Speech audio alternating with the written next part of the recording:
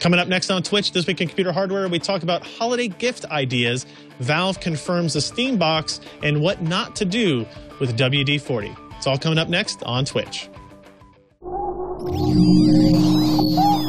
Netcasts you love. From people you trust. This is TWiT. Bandwidth for Twitch is provided by Cachefly at CACHEFLY.com. This is Twitch, This Week in Computer Hardware, episode 198, recorded on December 13th, 2012. The Valve Steam box is confirmed. This episode of This Week in Computer Hardware is brought to you by Lantronix, maker of the xPrintServer. Print from your iPad, iPhone, or any iOS device to virtually any printer. For more information, visit xPrintServer.com/twit and enter the coupon code HOLIDAY2012 to receive 20% off your order. Welcome to Twitch, This Week in Computer Hardware, the show on the TWiT network where we, as the name says, we talk about computer hardware, talk about gaming hardware, all that kind of stuff. We have a good lineup for you today. Obviously, the person who's usually talking to you right now is Patrick Norton. He is out spending some time at a family event, so we wish him luck with that. But joining me as a guest in his place, our very own Josh Walrath. Josh, how are you doing? Joining, but certainly not replacing. Plus, no, Patrick has far more hair than I do and makes a much more generous and interesting host. Well, not some. Well, we'll skip the hair part and move on. Yes. Maybe he's more interesting. I don't know. Josh does a pretty good job. Josh is obviously one of the 4 primary cohorts on the PC Perspective podcast that we do at our website, pcper.com. So check that out. If at the end of this episode you decide you want to hear more from Josh. If not, move on and find someplace else. So let's go ahead and talk about some of the things that happened this week. It's holiday time. We're recording this. It is December the 13th. You've got less than 2 weeks for Christmas. So if you're trying to buy presents for somebody, tech presents, hardware gadgets, anything like that, you are quickly running out of time. Now, there are all kinds of gift guides everywhere. Everybody's got something. We have one up at pcper.com that has 3 or 4 or 5 picks from all of our editors and news guys and all that kind of stuff. Feel free to glance around that. But I wanted to talk here. Maybe, Josh, we just pick 1 or 2 that really stand out. Like, what do you think is really interesting as a hardware-centric pick for this Christmas? What one kind of product or component stands out? Oh, geez. Well, you had to, give me a hard one to talk about. I think something that probably we have all agreed upon is the need for an SSD. We just had several new products coming out from Samsung, OCZ. I think Intel released a couple of updated versions, and the one that I had picked myself was the Samsung 840 Pro. This is the successor to the very popular and what was at the end of its lifespan a very affordable SSD, the 830. Yep. The 840 increases the performance, better IOPS, and it is a little bit more expensive now, of course. Instead of seeing a product around the $179 for a 256 gig drive, we're back up to about $269 with this particular product. OCZ has the Vector, which is their first, pretty much built from the ground up by OCZ. They had bought IndieLinks a few years back, and this is the first native controller from OCZ. And the Vector, it has pretty much impressed everybody. We're looking at a price performance that is just right in the same ballpark as the Samsung 840. Alan, thought highly of it. I think pretty much every other review out there did. Yep. And the one thing that does cause a little bit of a pause is that OCZ's track record with firmware has been checkered at best, but it kind of looks like all indications point that this is a solid product. And certainly it's one of the faster models out there, if not the fastest in most cases. Yeah. It's an interesting product, and it's one of those things where you can't tell long term what a product's going to do. When you've had a review sample for a week or 2 or something like that. If I had to pick a particular product that stood out, You know, I really do. We were talking about pre-show in a couple of instances. I think the Trinity APU, the A10 5800K, that's the top end part, right, Josh? It's quad core up to 4.2 gigahertz with the turbo clock rates, but it also has higher performing integrated graphics than any of the Intel parts. And we were talking with Leo before the show started, and we were talking a little bit before here about how do you build the lowest cost gaming machine, mainstream gaming machine that you can, talking literally in the $300, $400 range. And this is the part you really kind of have to make that happen, because you need the best performing GPU for the lowest amount of money. And this, what is that part? $120. Yeah. It's inexpensive for what you get. That's for your CPU and GPU, right? So that's kind of out the gate, right? And you can get a motherboard in the $50 to $60, $70 range, and then memory is dirt cheap. And if you can get away with not getting an SSD and get a hard drive, you can build a machine for really low cost. And it's not, if you're doing media encoding, if you're doing video editing, if you're doing things where you're worried about CPU performance, it's not the best. And we would probably point you in the direction of an Intel Ivy Bridge part with a discrete card. But if you're looking to get, really small form factor, really low power consumption, the idea of the Steam box, which we'll talk about a little bit later in the episode here, the A10 5800K makes a good selection for that as well. And we had, if you look at the guide on PC Per, we had everything from screwdriver kits to particular game recommendations to this APU that we just mentioned, extended batteries for cell phones, that kind of stuff. That iFixit kit there is incredibly handy. Especially if you had to be taking apart a Nintendo gaming system. It has the tri-wing bits and all the other stuff that you would expect. And for $15 extra, you get the bundle of Saran wrap and scalpels. Yeah, so it'll be good for any situation. I remember when I was looking up the collection of it, it's like all these spudgers, and I was like, I'm not quite sure I know exactly what a spudger is, so I'm going to go look. So you can see the spudgers there on the right. And you get a nice ruler as well. And then you got all kinds of different size tweezers and stuff on the left-hand side as well. So, if you like to take stuff apart, it's a great kit, and it's $60, something worth looking at. Now, the big story from this week, I think the one that's got the most attention, obviously, since we were talking with Leo before the show, anything that grabs his eye is something worth noting, is the kind of official confirmation of a Valve Steam box, or that's just the name people are associating with, a Valve hardware solution. So at the VGA Awards, apparently Kotaku, which is a really big gaming website, got a chance to speak with Gabe Newell, who is, I don't guess he doesn't really have a title at that company, does he? He's just like the guy who does founded pretty much everything, and he owns most of the shares. Yeah, it was one of the first companies I knew of that did not have titles, like senior VP of accounting. Right. So when he introduces himself, he just says, "I'm Gabe, and I work at Valve," which is, I think, endearing in a lot of ways. But anyway, they got to talk with him, and we had been, even on This Week in Computer Hardware, talking about the rumors about Valve getting into the hardware business, what it would do, how they would go about doing it. And we saw these little steps that Valve has taken along the way. Step one being the big, what do they call it? The big picture mode, right? And so this is like the 10-foot interface for Steam. It's where you can buy games. It's where you can access your games. It's where you can access your friends list. Basically on a TV-style interface, an interface that you don't have a keyboard and mouse to, something that you use a controller, something that's 10 feet away, not like your regular computer screen type of deal. And that went into beta mode, I guess a year ago. I don't know, maybe not that long ago. I don't remember what it was, but it was a while ago. And now it's finalized. It's in the full version of Steam. You don't have to go and enable it in any kind of developer settings or anything like that. It's out by default. We also saw Steam start to support non-game software.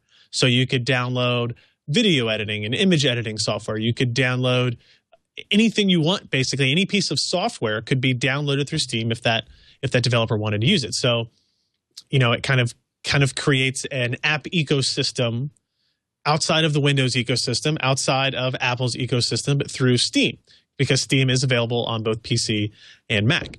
And then also the most recent thing, I guess, has been the Linux beta, where Valve released Steam on Linux. There are several games. I mean, and actually, it's not several. There's a pretty big more list than of a games. handful. Yeah. Yeah. But it's not the newest, biggest name titles, but there are a lot of them in there, right? And it's a start, and it's just kind of in its infancy in terms of beta. And so Gabe, in this interview, says, these are a couple of quotes that I picked out. He, meaning Gabe, also expects companies to start selling PC packages for living rooms next year. Setups that could consist of computers designed to be hooked up to your TV and run Steam right out of the gate. So there he's kind of foreshadowing that there's not only going to be maybe Valve getting in this market, but there's going to be other people getting in this market where they're, we've seen some small PC vendors get into selling home theater PCs, but the whole idea of running Steam right out of the box, that it's meant to be hooked up to a TV, it's meant to be super simple, is a little bit new. And the other thing he said was, well, certainly our hardware will be a very controlled environment. He said, if you want more flexibility, you can always buy a more general purpose PC. For people who want a more turnkey solution, that's what some people are really going to want in their living room. So that obviously it was interesting because he basically said they have a solution. They're going to release a solution for living room PC, but it's going to be more controlled, which kind of goes against what we're used to seeing from Valve, right? They tend to be, when they created Steam, it was only their games at first, and they quickly kind of brought in the industry, and it is the most, I don't know how to best kind of explain it. It's not vibrant is such a generic word, but it literally is the most vibrant ecosystem for PC software you'll find anywhere. Yeah, I mean, certainly it has been a boon to indie game development, and certainly we've seen some really interesting titles that have come out just because they act as a publisher that's not a traditional publisher. I mean, they're not controlling in that way. They don't take a huge cut of money. I mean, they take the cut of money and all that, but they don't have to take a massive risk.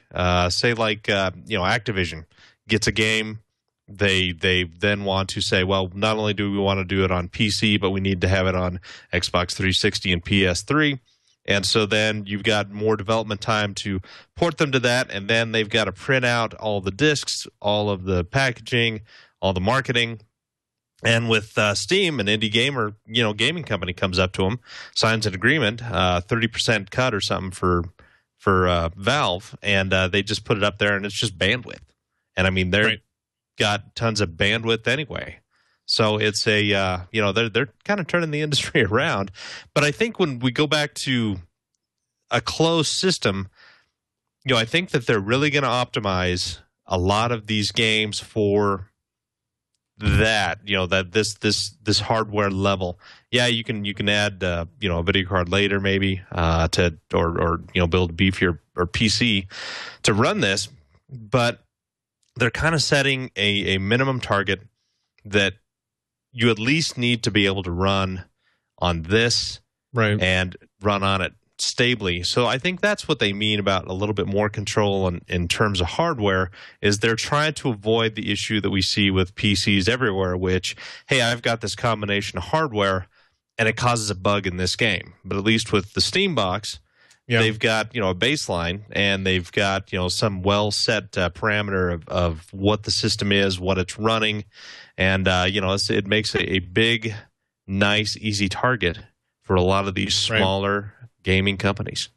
Well, what we don't know is, are they going to release a computer with integrated graphics? Are they going to release a computer with discrete graphics? Are they going to release several different versions of a system and say there's a $400 option, a $700 option, and a $1,000 option, right? We don't know any of those real details yet. I just, I think maybe what some people expected is to see a computer where you buy it from Valve and you just swap the card whenever you want. But that's obviously not going to be the case based on his statements there. So what do we expect kind of going into that and kind of flirting around the edges of controlled environments versus open environments? Because he says if you want an open environment, you can just build another PC, which will still be the case, right? There will still be Steam that you can just install on your computer, which will probably be fine for most people. But it'll be interesting to see Valve enter the hardware market. Yeah, I mean, the possibilities are endless. You buy a basic Steam box with an APU for $300. They'll sell you an upgrade card for $150. That's essentially a $120 video card, and you slap it in there. Drivers are already present with Steam Update, and you're good to go. So it's an interesting box that they are opening. Okay, other interesting news that came out this week. We got a little bit more information about Haswell, the upcoming architecture from Intel. It's apparently going to be called the 4000 series of processors. No big surprise there. Core i3, i5, i7, 4000. Maybe a little bit surprising is that it will be called, the top end part will apparently be the 4770K, which should sound pretty familiar. Very original. Yeah, like the 3770K. And what's even more interesting is that the clock speeds are the same or almost exactly the same. Like the base clock is 3.5 base, 3.9. 3.9 boost, 8 megs of cache, 2 core, 4 threads, DDR3 1666 Wait, support. 4 cores, 8 threads. I'm sorry, you're right. 4 Yes. cores, 8 threads, 2 channel memory. Maybe that's where I was thinking. Yep. But what is new is the graphics will be a little bit faster. They're calling it the Intel HD 4600 instead of the HD 4000. Actually, kind of made, just if I'm looking at naming structure, leads me to believe that it's not that much better. That maybe they just decided to keep the graphics in the same 4000s as the processors themselves. And then the TDP goes up a little bit from 77 to 84 watts. Now, despite the fact that it's the same clock speed, we still expect this part to be faster because the IPC should improve. The instructions per clock, the architectural changes should be improved. And probably, hopefully more dramatically than we saw from Sandy Bridge to Ivy Bridge. And the graphics should be increased pretty dramatically going from Ivy Bridge to Haswell as well. So I expect this to overall be a much better part. Josh, do you worry any that the TDP has gone up a little bit, or do you think that's kind of expected? It was expected because they're still working on Intel's 22 nanometer process. They've probably improved the overall design, but you're not going to get anything for free here. To get the better IPC and performance, they're going to add transistors. They're going to add different structures in there. And with the big changes with the graphics portion, I mean, they really are starting to move forward and have, I mean, the jumps we've seen from the old Intel integrated graphics on their chipset to what we saw in the original, i5 series, it was the 800 series of processors, right? Linfield? Yeah, Linfield. And then with Sandy Bridge was a big improvement, and Ivy Bridge was yet again another improvement. It's going to cost transistors to put a lot of these new features in, and to do that and to power it and to get it to not only match but improve upon performance. They had a clock area that they wanted to hit, and plus we know that anything really above 4 gigahertz with Intel, you start hitting more heat issues and power draw with the 22 nanometer FinFET. So they're keeping it right around there. But yeah, 7 watts is not a huge jump, and we'll probably see overall maybe a 10 to 15% performance increase. So when you consider it's about 11% increase in wattage, and you'll get at least 15% in performance, Intel's moving the needle in the correct direction.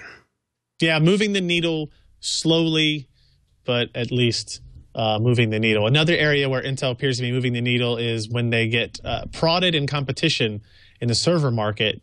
They announced this week a new line of Atom-branded server chips, the Atom S1200 line, which will compete against the upcoming ARM 64-bit parts, the ones we talked about that AMD was getting in on as well. This family of processors will be under 10 watt TDP, for the top line chip, which is the S1260, a dual core 2 gigahertz part that produces 8.5 watts. 3 chips they've released, it's going to be released in the 32 nanometer process, according to this report on the EE Times. And new models upcoming soon will run on the 22 nanometer Tri-Gate technology. They have not. Intel has apparently not yet ruled out LGA models as well as the embedded chips you'll be seeing first. So that's kind of an interesting twist on things. Well, for the server market, they kind of need it. Right. People have different needs and wants, for this new market of micro servers. It seems kind of odd, right? So this is where you're trying to get as many individual CPUs in as small a space as possible. That the idea of an LGA socket definitely is counterintuitive in that regard, right? You know, if you solder them onto the board, you're gonna be able to get more stuff in a smaller space. I mean, I don't know. What do you think about this? Do you have any quick thoughts on the microserver world in general? This is obviously kind of a reactionary thing to all the press and discussion going around ARM-based servers, right? So, I mean, is there anything to take away from this, or is it just Intel again repurposing this architecture for some new cause? Well, you know, we don't have the numbers of the actual servers sold. We don't know how many servers like C-Micro even shipped using the previous generation Atom processors and their network fabric. But obviously, Intel knows, AMD now knows, and if Intel sees that this is potentially a big area of growth, which I actually kind of believe it is, because we're at a point where CPU power is kind of insane, especially in our daily things that we do, and you don't always need a huge amount of it. So having this, you know, small 8-watt CPU running a couple, 4 threads, and able to handle a bunch of the, cloud data, very basic web transactions, stuff like that. You don't need a whole lot of horsepower, so there's no real use to spend not only 125 watts for the CPU and then all the cooling that's involved with a higher end Xeon type processor. You can just slap in these inexpensive server chips based on, I can't remember, it's a Clover Trail. That's what's going in the new tablets. Yeah. Okay, yeah, and so it's essentially the same architecture. They call it else something different, of course, because there's code names are plenty and cheap. But yeah, I think it's it's an interesting move, and I think we're going to see a big growth in that. And a lot of little companies are probably going to have a server closet stuffed with these things and doing everything they need, and not have to pay not only bills for the power coming into it, but also the bills in cooling the entire thing. So another company that knows about low power processors is VIA, and though we haven't heard from them in a while, there are rumors going on about a $99 ASUS tablet, and with CES coming up in just a few weeks, that's a good chance we might see it there. And apparently this new rumor is that VIA is going to be the supplier of the ARM-based SoC in this platform. Josh, you have any thoughts on that? It makes sense. ARM is out there for everybody. You can license out their designs, integrate it into your own. VIA has a very long history of not just low power CPUs, but also the core logic behind motherboards. They have the S3 graphics guys already on board. All this technology can be not easily put in together, but they have all of the necessary pieces to make a compelling SoC. And in this case, they're using I guess it's a last generation Cortex A9, which is still a very fast processor. It's not as fast as the A15 that we're starting to see with the Samsung Exynos products. But if the price is going to be right, again, it's an older technology. They slap everything all together and get it running and sell it for a couple of bucks a chip. It's a couple extra million for the company, and I tell you, VIA could certainly use it. And it does bring up the question: what are they going to do with their wide range of x86 based patent portfolios? And these are all questions going forward. but it certainly looks like ARM has another feather in its hat. Right. Yeah. You know, and it seems obvious if you're making a $99 tablet, the most important part about any SoC that you put in it is price. And VIA may be looking to try to gain some foothold in this market, this now getting very crowded ARM market. They might be the ones to offer up, you know, ASUS the best pricing in order to get into that $99 range if this happens to occur. But it is an interesting thing that it brings up about what is going to happen with the x86 license that VIA has. Are they going to abandon it, or are they just going to kind of keep running forward and just and kind of like AMD is doing now, try to put one foot on each train platform and see if you get split down the middle? Because that's the only thing I can really see that would happen from this. They're hoping that Hogwarts is real and platform 9.5 is really there as they go heading towards the wall. I think it's a 3/4. I think it's a I'm not sure. Remember. Yeah. I don't know. Finally, this is just worth noting for anybody that is an old school PC gaming fan like Josh and I. If you go to GOG.com, you can pick up Duke Nukem 3D for free as of this recording. I don't know when the special is going to end. I think it ends the 14th, tomorrow. Okay, so if you're watching live, go to GOG.com, look up Duke Nukem. It's free. I mean, look at the download size. It's 35 megs. I could literally down this in like 8 seconds on the internet connection that I have here. It's game engine, audio stack, everything in 35 megs. All the assets, all the textures, all the sound effects, 35 megs, released in 1996. And there's actually, it runs on Mac OS. Ken played this yesterday on his MacBook Air, which I thought was really funny. And we did do some tests to see if we could try to figure out how to tunnel it over a VPN so we could play it on a LAN after the podcast yesterday, but not so good. This is an appropriate title for my children, right? What's that? Duke Nukem 3D. Yeah, good idea. It does happen.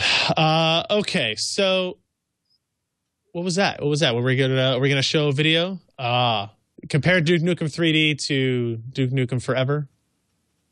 Nice.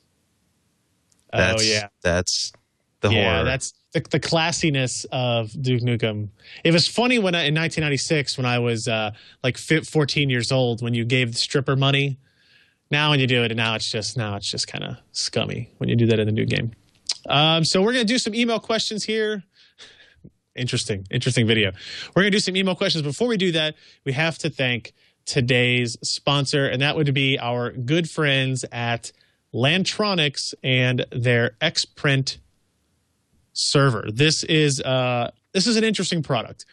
If you have any iOS devices, iPhone, iPod Touches, iPads, you have the capability to print things, kind of, as long as you have a printer that supports AirPrint, which is basically a standard that Apple created to help facilitate transfer over wireless networks. So it was just easy to print things. But there aren't a whole lot of AirPrint-enabled printers, and chances are you already have printers that work just fine, or the printer you do want doesn't have it. So how do you fix this? How do you go around that?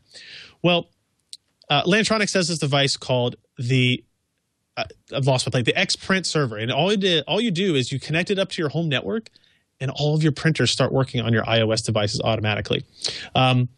It enables wireless printing from those same iOS devices, iPad, iPhone, iPod Touches. It eliminates the need to print through third-party apps. Like I have an HP printer, and it has an app that you can kind of print through, but you have to plan ahead that you're going to want to print something when you see it, which isn't always easy to do. So that it gets rid of that problem. You don't have to install any software.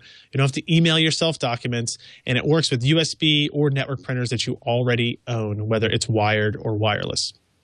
So it supports more than 4,000 top brand printers. It's easy to use, automatic discovery of these printers, and easy setup. It really is as simple as taking it out of the box, plugging in the network cable to your router, plugging in the power cable, and then let it detect your network printers. If you have a USB printer, you plug it into the USB port, and I think the Home Edition supports up to 8 USB printers and 2 network printers. So for $99, you can support up to 10 printers, which I think is going to be more than enough for most users. But you literally plug in the network and the power, and 30 seconds later, you can print to it. You don't have to go tell it what printer you're using. You don't have to tell it what port to use, what IP address to look at. None of that stuff. It does automatic detection for you out of the box. It supports multiple printers, unlimited iOS devices. So anybody that comes into your house that attaches to your network can print to your device if you let them. The Home Edition is $99, supports 8 USB and 2 network printers. Like I said, Network Edition is $50 more and supports unlimited network printers. So that's more for offices that have a lot of printing that they need to get done.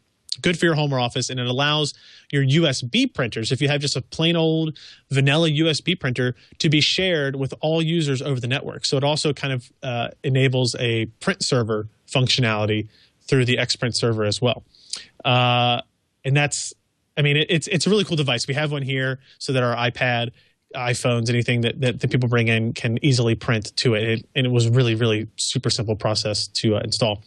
Now, how do you find out more about this? How can you get a great deal? If you go to xPrintServer.com/twit, you can get more information and figure out how to buy one of these devices. It's a great idea if you're looking for a last-minute gift for an iOS user this holiday season. And we have a special offer. If you use the coupon code HOLIDAY2012, all one word, HOLIDAY2012, you get 20% off of your order. So that $99 xPrintServer goes down to like $80, right? Now we're talking. xPrintServer.com/twit, and at checkout, use the coupon code HOLIDAY2012. And we thank Lantronix for the support of This Week in Computer Hardware and the entire TWiT network.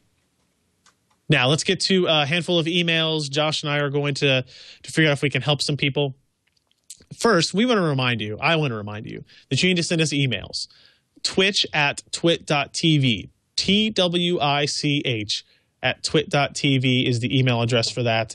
So make sure you send us any questions you have, hardware configurations, hardware compatibility, what system builds you want to build.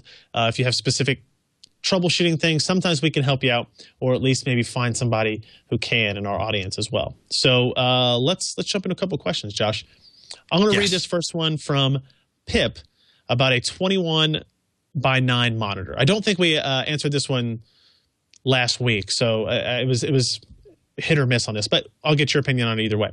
What are your thoughts regarding the new U2913 WM 21:9 monitor by Dell? I was thinking of upgrading my single monitor at work to dual monitors, but it appears my Lenovo will only output to one display via DisplayPort. I can use VGA for the second monitor, but I generally hate the fuzziness that a VGA connection creates on most LCDs. Plus, I think a 21:9 monitor would look pretty badass at work. Do you think the extra wideness of a 21:9 monitor would be suitable instead of dual monitors? I haven't seen a 21:9 display in person. Also, I wasn't able to find any in-depth reviews about this display. Any chance you'll be able to review one? I have not seen one of these in person either. Have you, Josh? No, I have not. I imagine we will see it at CES next month, though. Yeah. So what's your opinion on this, on the 21:9 aspect ratio display? I'm an Infinity user, and I really like the space. And as humans, we do tend to work better in expanded horizontal spaces rather than larger vertical. I mean, we've gone from the standard 4:3 aspect as the standard, and now you can barely even find any of those aspect monitors, right? Because people prefer widescreen. Workspaces just seem to flow out a lot better. And then again, that's just us being hunter-gatherers that we're used to looking across the plains and looking for things to eat and kill. But anyway. I mean, what do you think? I don't know anything. The resolution is 2560 by 1080. So you're getting the equivalent of 1280 by 1080, which I don't think was ever actually it's essentially two 1080 by or 1280 by 1024 4:3 monitors, wedged together into one display. First, I will say yes, it probably does look badass on your desk at work. It would definitely stand out and look different. Yeah, and there's a good shot on our video feed of the ability to work on two things side by side. I think it would be. It's not. I mean, you're talking. Let's see. If I do just the raw math, 2560 by 1080 is 2.7 million pixels. But if you have, I don't know, now I'm just making stuff up. But if you have two 1080p monitors, you're looking at 4 million pixels. So if you look at pure pixels, you're going to get more out of two displays. I kind of agree with his sentiment about VGA connections not looking as sharp on modern displays. So I would maybe try to avoid that too. I think it's a good compromise for a lot of people. Yeah, having a monitor like that. Yeah. Single connection, 2560 by 1600, or 2560 by 1080. I imagine you still have to have dual link, which if he has a DisplayPort connection, that would, I assume, be good for that. It is an IPS panel as well, 60 hertz, 8 millisecond gray to gray. Should be pretty good. And it has USB 3.0 hub in it. Yeah, which is nice. Yeah, pretty sweet. So yeah, I would recommend trying it and maybe letting us know, right? Because I don't know if I'll be able to get one for a review anytime soon. So we could handle what you're. I don't know. I think we do know somebody at Dell these days. It's true. That's true. All right, I'll write him after the show. Okay. You want to read our next question here from? I would love to read. Email from about graphics cards for everyday functions. I am not a gamer, but thinking of buying a low-end graphic card to improve my PC performance, like photo editing, HD vid, etc. Which one or what should I look for? Love your show, guys. But he's not talking to me. It's not my show. Guy. Yeah, it happens. I'm not offended, though. So, boy, how is GPU stuff going? See, I don't even know. Not great. Like, I don't feel confident about recommending a GPU for photo editing really at all. It's not necessary. It's just, I mean, he doesn't tell me what CPU he has. If you're doing HD video editing in Adobe Premiere, then I would start thinking about what GPU you're going to use, right? Because their media encoding engine can take advantage of GPUs, and if you're doing a lot of HD video at once. But you have to be doing a lot of HD video at once for it to really matter. We get this type of question a lot, like, I don't do much with my computer. What kind of graphics should I use? If you're using an Ivy Bridge part, you could probably just use the integrated graphics, right? You can especially you're not a gamer. So yeah, if you're not a gamer, and you're not doing like super high-end audio video production where the GPU compute's really going to matter. If you've got a quad-core hyper-threaded Ivy Bridge, 3770 or even the quad-core 3570 without hyper-threading, I have no issues telling people at this point to go ahead and use integrated graphics. And if you start to game, that's a totally different story. But and if you're really heavy into this stuff, then you're going to be buying like a Quadro card anyway. Right. So, all right, let's see if we got time for a couple more. We've got one from Andrew about a higher-end GPU. This might be a more interesting discussion. Love a good PC enthusiast show. I have serious graphics card dilemma. I'm in the process of rebuilding my AMD Phenom X4 Media Center PC. Yeah, I know it's a power guzzler. Into my dedicated PC first-person shooter gaming rig and putting my nice shiny EVGA GTX 670 SC into it.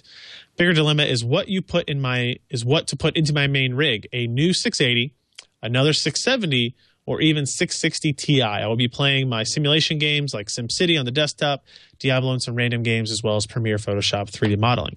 Need your advice badly. What would you guys do in the main desktop rig graphics option? So it looks to me like he is going to put a 670 into his Phenom X4 PC, if I'm reading this right. And then now he needs a new GPU to put into his primary machine. That's a pretty big graphics card to be putting into your secondary machine. Yeah. If money's not an object, just go with a 680. Yeah, I guess. I mean, it doesn't sound like money is a big concern. If he's already got the 670, maybe just generalizing some. But you don't want to go lower than the 670, especially because you don't want to lower your graphics performance from what you're used to. So you need to either get another 670 or you need to go up to the 680. But the funny thing is he's talking about playing Diablo and SimCity, which you do not need a 670 for, even in that case. The new SimCity 5 Diablo's pretty can be rough at times. Yeah, it can, but you don't need a 6 unless he's doing Eyefinity type stuff or NVIDIA Surround or something like that. Not neither there. If I were you, I would say go with another 670, because you can get those significantly cheaper than a 680. And if you look around and find them on sale, you can get them pretty close in price to a 660 Ti as well. So, just a thought. Yeah. You want to take our next one here from Zach? I would love to take the next one from Zach. Email from Zach about laptop noise. I recently replaced the stock hard drive with an SSD, and I love it. Over the past 6 months, it has become kind of noisy. The fans make it sound like an old crappy car. I am hesitant to open it up to investigate the cause, since laptops are intimidating and complex inside. But if it's just in need of WD-40, I would like to do it myself for free. Any advice would be appreciated. Here is a video of exactly what I'm talking about. Oh, did I not include the video? You didn't include the video. Didn't include the video. You ever taken apart a laptop to get to the fan? No, but it's not always an easy process. Yeah, sometimes getting he didn't say exactly what kind of laptop it is. Getting to the fan, like if you're going to replace the memory or maybe the hard drive That's on a easy. laptop, piece of cake. I can walk you through that. Depending on the laptop, where the fan is, how you access it. I don't know if it's a CPU fan or if it's just a typical standard exhaust fan. I would probably recommend. Would you recommend not using WD-40 inside your laptop case? Yeah, you don't probably want to do that because it's a solvent. It's a solvent. Okay, all right. And yeah, PCBs and solvents may not always mix well.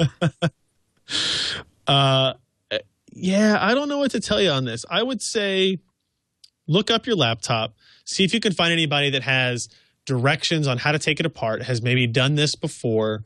Do not spray WD-40 inside. Like if you can see the fan looking through the grill, don't just say, oh, I'll get it, and just spray WD-40 inside it.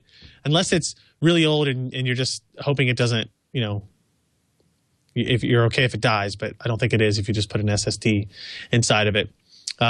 Look for directions. If you're creative, if you have that iFixit toolkit, maybe try to take it apart, see if you can replace the fan. It's going to be hard to do.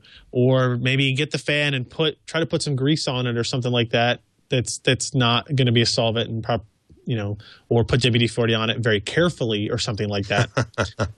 I don't know. Yeah. It's hard to do, it's hard to deal with anything like that in a notebook. Like how do you replace the screen in a notebook? It really depends on the brand that you're using and how complicated it is and how expensive those extra parts are. And it's like junking a car, like an older car. Is it worth fixing, or is it worth buying? A fan, obviously is a different story. Or just put a rag in the gas, in the gas cap. Light it and run. Yes. All right. I think we'll do one more email, and let's do this one. It's kind of in the same vein as fans. This is from Vic. He says, I bought several Cougar Vortex 120 millimeter 4-pin PWM case fans, and to my horror, they all make this loud, high-pitched coil whining noise when running below 100% RPM. Makes my head want to explode. Now, is it the fan's fault or the motherboard, or both? The fan doesn't make this whining noise when using 3-pin voltage control to adjust RPM. Reading Newegg's customer reviews, it seems to be a mixed bag. Some people have had this problem while others hear nothing. Tested with a Cooler Master 120 millimeter PWM fan, and it did produce a very subtle whine or click, but nothing compared to the Cougar Vortex. Now, I'm assuming you don't have any experience with these exact fans, Josh, but what do you know about the 3-pin versus 4-pin motherboard fan solutions? I thought the only difference between 3-pin and 4-pin is that the extra pin is a way to measure RPM, kind of a feedback into that, and then it adjusts the power to either spin it up or spin it down. And right, 3 pins are just power, ground, and one other thing I can't remember. But anyhow, it sounds like it's an issue rather with the fans than a motherboard. I don't know anything about this brand of fan. The Cougar Vortex. I don't really know. And it could. I don't think it's the motherboard. He doesn't mention the motherboard, but if you put in another fan and you don't hear the same thing, that's a problem. A lot of this is very subjective as well. One fan's noise might be really grating to you, to Vic here, but not to me, or vice versa. And it's one of those, kind of like it used to be with power supplies, 5, 6, 7+ years ago, where everybody just bought the cheapest ones because they thought, it's a power supply. People tend to do that with case fans today still. They kind of go, it's a fan, it moves air, whatever, doesn't need to do anything. But when you get high quality fans, like the new ones from Corsair, some of the Antec ones that are designed to be quiet, they're designed to run at these variable voltages and that kind of stuff, that it can make a really big difference. They're not always cheap, though, but it can. Well, he should just cut to the chase and just get a bunch of those 50 millimeter Delta fans. Yeah. And run them at 10,000 RPM. It seems to me that since he says that noise doesn't happen at 100% RPM, like if you turn it all the way up, that it's probably in the fan. It's probably something in the electrical components of the fan where, you get this sometime with ceiling fans, right? Where when it's on the low setting and it's not creating enough wind noise to cover it up, you can hear the electrical coil itself. Yeah. And that can be really frustrating. It's probably what's happening here. And maybe at 100%, that's still happening, but the noise of the air movement is actually drowning it out at the same time. So I don't know. I think if you can return these fans and try some different ones, you never know. Sometimes combinations of particular electronic components with other electronic components just don't agree necessarily. Mm-hmm. And I would try different brand, try different type. So yeah, they're not happily they're not real expensive. You still hate to waste money, but $13 to $15 is a lot better than I don't know, buying an Xbox 360 game for $59. Yep. Yeah. All right, everybody. That is going to wrap up our show for this week. Again, if you have any questions, please let us know. Twitch, TWICH at twit.tv. And if you're looking for back episodes, you want to help other people subscribe and spread the word about the show, it's twit.tv/twitch, twit.tv/twitch. And we do record the show live on Thursdays at 9 p.m. Eastern, there or thereabouts most weeks. But that's the place to go to catch all of our episodes, twit.tv/twitch. Patrick should be here back next week. We'll have the normal cast and crew unless I decide to bow out, and then Josh can fill in for me. We have some cool is Cincinnati stuff playing again on next Thursday? No, I know. UK game? No, they only play on Saturdays for the next couple of weeks.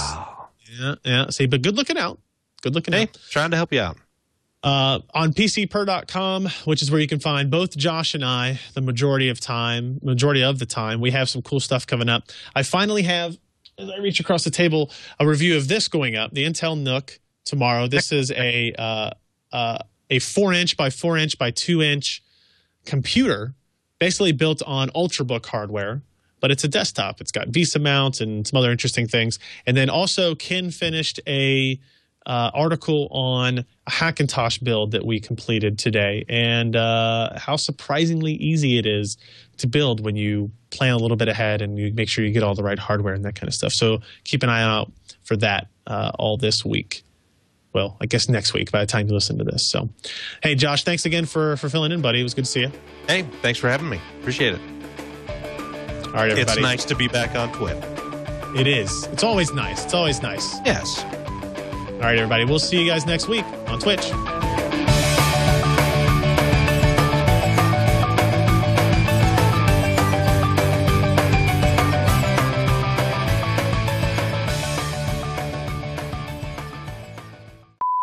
Come on, Bengals. Stop sucking. Are they losing? No, but we went up 10-0 quickly, and now it's 10-10. Oh, that does suck. Who's QB for Eagles today? Foles.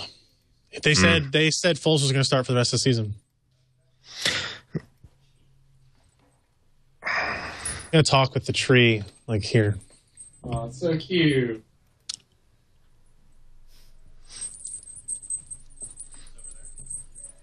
One just above my door, and then I don't know where the other one. Yeah.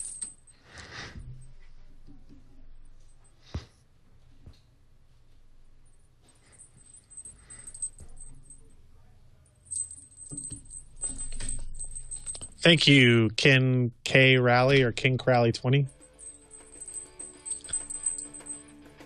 It's a tiny Christmas tree from MSI. It's really hard to see. Yeah, there you go. If I point the fiber optics at the camera, so you can see the light. It's color shifting. It's magic. And